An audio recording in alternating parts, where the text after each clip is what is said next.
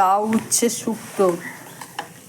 লাউ উচ্ছে শুক্তোর মধ্যে এই যে লাল লাল এগুলো কিন্তু পেঁপে, কাঁচা পেঁপে পেকে যায় না ঘরে থেকে, ঠিক সেইটা, সেই জন্য এরকম লাল লাল লাগছে। এই যে সেই পেঁপে আর লাউ আর উচ্ছে দিয়ে এই যে শুক্তো, তিল বাটা দিয়ে শুক্তোটা, তিল আর আদা বাটা, সর্ষে শুকনো লঙ্কা, এই যে সর্ষে শুকনো লঙ্কা ফোড়ন দেওয়া হয়েছিল, সর্ষে শুকনো লঙ্কা ফোড়ন দিয়ে লাউ, পাকা পেঁপে, আধ পাকা আর কি, সেই কাঁচা পেঁপে পেকে যায় না ঘরে থাকলে সেইটা, আর উচ্ছে দিয়ে এই শুক্তোটা খেতে ভীষণ টেস্টি একটা শুক্তো।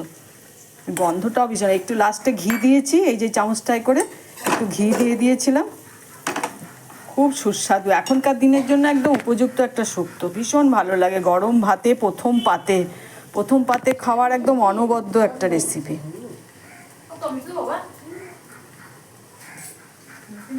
আমি রান্নাটা বললাম আপনাদেরকে, আমার আর রান্না করার সময় ভিডিও করা হয়নি, ভীষণ ভালো একটা শুক্তো, একটু শেয়ার করলাম আপনাদের সঙ্গে।